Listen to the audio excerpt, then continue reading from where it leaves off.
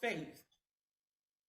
Last week, I mentioned out of scripture, I mentioned Abraham and Sarah, originally Abram and Sarai. And I mentioned briefly that Abram to Abraham and Sarai to Sarah was clearly about maturity, spiritual maturity. And it speaks of Abraham as being the father, the source, the founder of a multitude. And then it speaks of Sarah being a mother and how Sarah comes into this, originally Sarai. And that's because she wanted a child.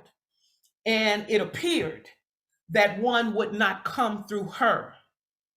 So she got with Hagar to get with Abraham to bring about the son that they originally had, Isaac. But what this is telling us is that if we're patient and we truly have faith in God, not this wavering faith, but truly faith in God, we will know, like the song said, that God is working for us, but it can only do it for us by working through us. And Sarah, didn't allow God to work through her. She limited herself by looking at age. And age has nothing to do with what God can do. But if eventually, when it talks about her having a child at 90, what it's really telling us, what that means for us, is to truly be patient and not look at outside circumstance, but believe within your heart that all things are possible. And the Spirit of God in our belief, in our trust, in our faith will soon come to pass.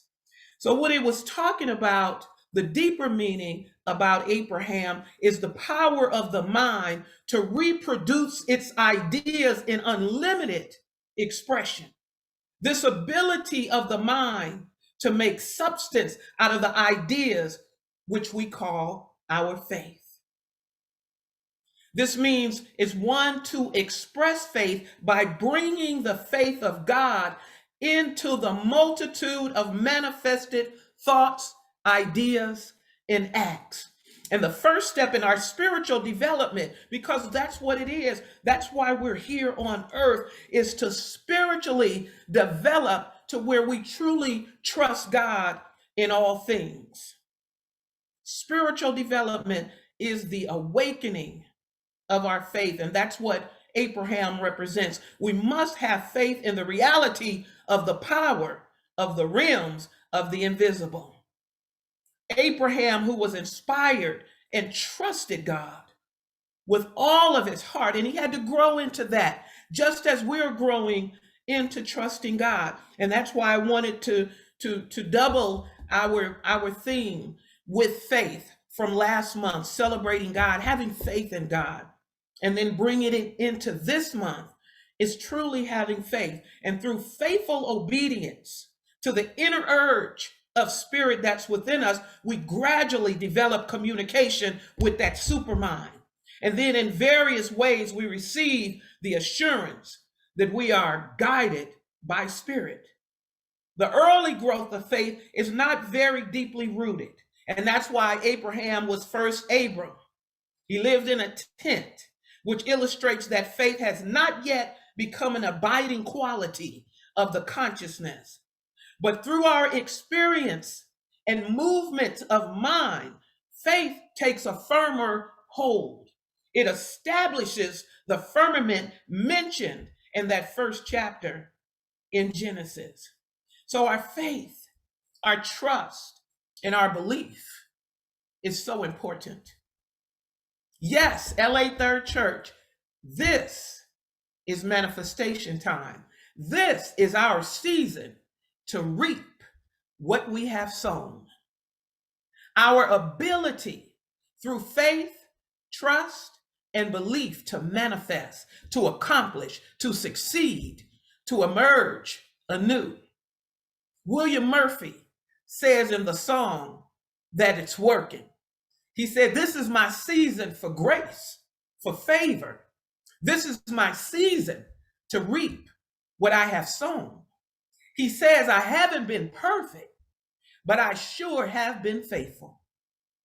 God's got a purpose. And then I know God is able. I got a seed in the ground that God is blessing. And then he says, no more stressing. It's manifestation time. We are not just dealing with the power of thought. We are dealing with a universal principle. Since the law of God is infinite, there are no limits to what is possible, except the limits we place. Unbelief, lack of trust, and then wavering faith. Our word is the law unto the thing that is spoken, having within itself the ability, the power, and the intelligence to execute itself through the great law of life. So what seeds have we sown? What seeds are in the universe that we've placed in the universal soil? What words are we speaking? To spirit, there are no incurables, no lack or limits, no division. Ernest Holmes reminds us in chapter 10, the entire world, meaning the collective part of it, is suffering from one big fear. And that doesn't mean that everybody, because there are those who truly have faith in the presence and power of God, and they demonstrate it for us. They write books about it. They give sermons about it that we can believe. But it's saying that the collective world is suffering from one big fear. And the fear is that God will not answer our prayers. Dr. Holmes goes on to analyze these fears. He says the fear of lack is nothing more than the belief that God does not and will not supply us with whatever we need. And then the fear of death is the belief that the promise of eternal life may not be true. We're so concerned about leaving the planet that we so often complain about. So concerned about growing older, so concerned about the loss of health, loss of family and friends, loss of property, that we don't live fully and completely. All of these thoughts and feelings and emotions arise from the belief that God is not all we claim it to be. Omniscient, all-knowing. We say that, but do we truly believe it? We say that God is omnipotent, all power, and then omnipresent, everywhere. Right where I am, God is. We say that, but do we truly in our hearts and minds believe it? Any fear is nothing more than our negative use of faith. The belief in two powers instead of the one that we talk about. God, Spirit, Father, Creator. Many names, but one deity. All sciences are built upon faith principles. All principles are invisible, and all laws are accepted and demonstrated through our faith. Pure faith is our spiritual conviction, the acquiescence of the mind, the embodiment of an idea, the acceptance of a concept, awakening us to the truth that if we can truly believe that the Spirit incarnated in each of us can demonstrate through and as us, then why would we be concerned about appearances or anything that contradicts that truth? People are always talking, always projecting their theories, writing about it, and so on and so forth. But what do we believe?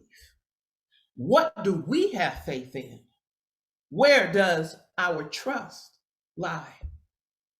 Listen, everything we want, everything we desire, everything we need is already within us.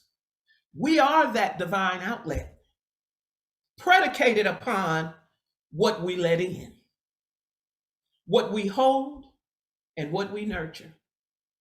So let us dig deeper on a moment by moment, hour by hour, day by day. And you know what that is? That's praying without ceasing. And we don't have to do it audibly. We can have a prayer in our mind because we're always thinking. So let our thoughts be in that heavenly space, that place where we believe that this power that opens a flower, that rises the sun, is healing my cells, my muscles, my organs, cleansing my blood. That whatever I need, it's looking for me as I'm looking for it, whether that's in whole health, medication, whatever it is that I need is seeking me. And we are bound to meet one another for that greater good, for that testament. When we're exploring these wonderful spiritual gifts and the possibilities that are within these gifts, we realize that this teaching is about the power that we possess, the power of our word operated upon by law, our knowing, our understanding, and awareness that is actually activated by thought. Not allowing this creative energy just to lie dormant, but we're using it for the greater good. And it's not to say that our thoughts may not go to those dark places, but it's up for us to remember that on the other side of that thought is a greater thought, the wisdom of God, the creativity of our word, of spirit. Listen, God opens doors. Let us get rid of the mental door stoppers. You know, you stick something out in the door, doesn't move. God opens the doors. So get rid of those door stoppers.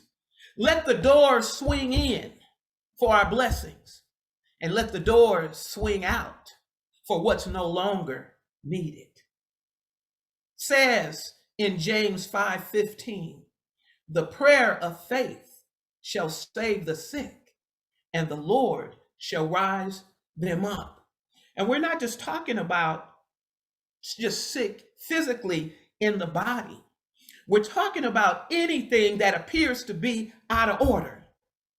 Finances, relationships, our ministries, our jobs where we serve. When those things are out of order, the prayer of faith shall save it, and the Lord will rise us above it. This is our spiritual power at work through you, through me. Remember, no limits unless we place them. Everything unfolds at the level of our belief, the depth of our faith, and the willingness of our trust. It is manifestation time. It is done unto us as we believe. And our higher supreme consciousness, God consciousness, meaning no other thoughts or words that contradict goodness, loving kindness, joy, healing, peace, and rich supply. That single reality out of which all else proceeds. There is nothing that can exist without spirit. No thing separate from the Creator. Only our misuse of the power. Dr. O'Brien says, as human beings, we are extensions of this single reality, and therefore we have the inherent ability to experience God directly, to rid ourselves of a dual nature. And that means to stay in our lane of goodness. And it's not to say that challenges, situations, uncomfortable changes won't happen, for it has and it will. But to be rooted in spirit, in God, to truly trust principle, to absolutely believe all things are possible, and then have faith in infinite possibilities is to demonstrate the request, the need, the desire. We are in this classroom of life as spiritual beings, learning of these human experiences, to not limit ourselves to the physical body and or affairs, to not forget our essential nature as spiritual.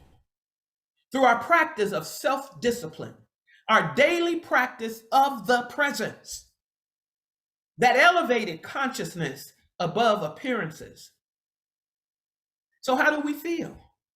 How do we look at our experiences? What's going on in our world? We must go further than that. Not to just look at this body because it's a temporary suitcase housing something greater. Not to just look at what's happening or what somebody did or didn't do, said or didn't say. Not to just look at what's going on in our world, because when we do that, when we concentrate on what they didn't do or what they did do, when we just look at what has happened, when we concentrate on what's going on in the world, that means we're not trusting God to lift us up, to take us further, moving past what is to where we want to go.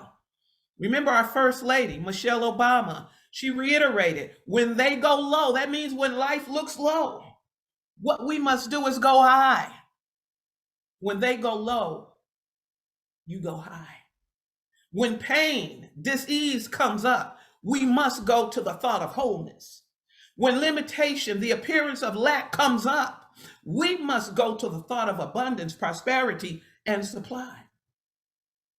Our prayers, affirmations, declarations are answered when we move beyond the experience. And not saying that it's easy, but anything worth having is worth fighting for. This is the purpose of life, to demonstrate God as you, as me. Oh yes, we can have a good time, but make sure we balance it with God time. We must become more if we desire to be, experience, and express more. How much of God power can we believe for our lives, our body temples, our affairs, our concerns?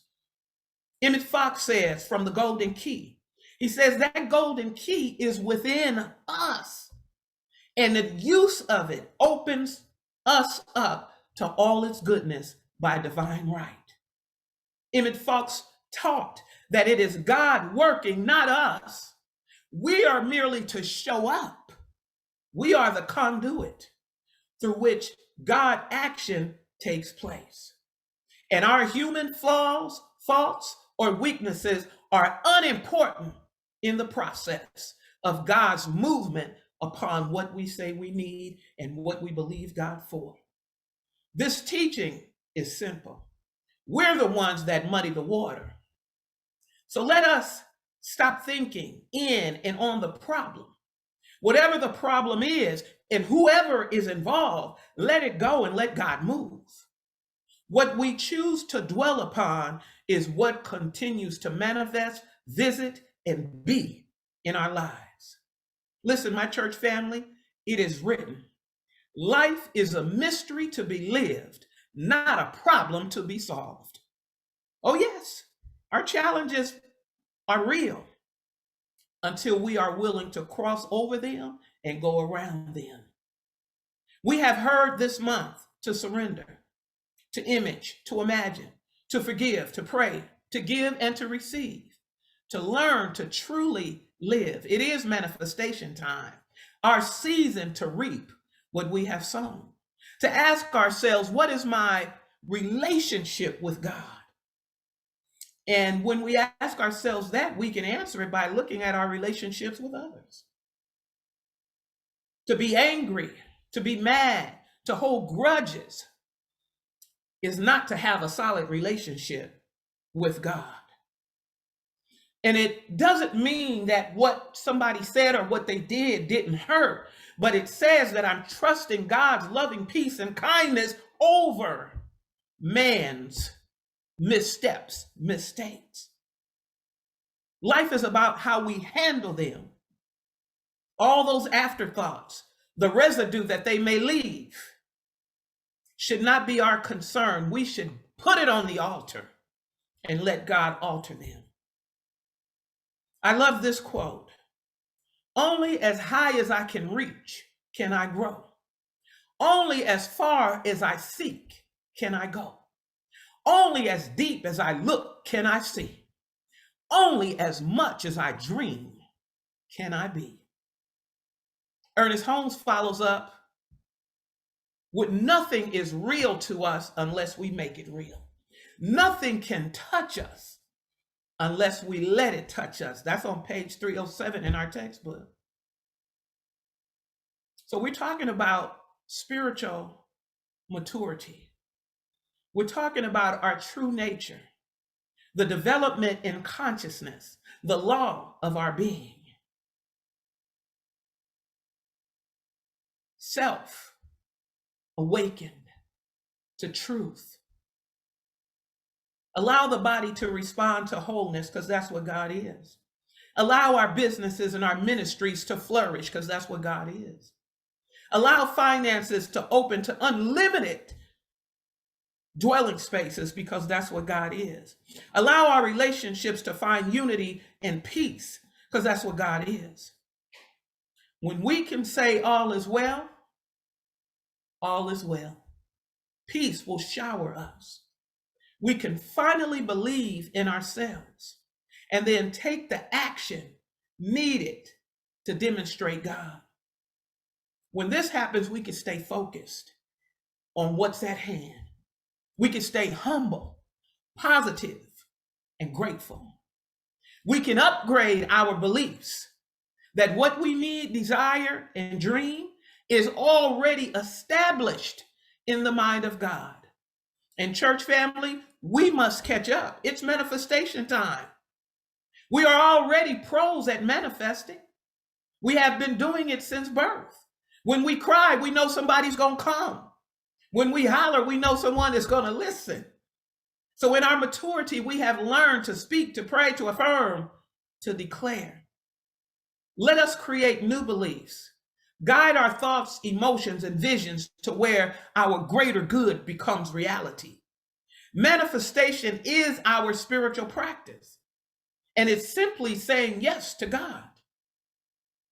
If we just wake up in the morning and say yes to God, go to bed saying yes to God, moving throughout the day saying yes to God, not my will, but God's will.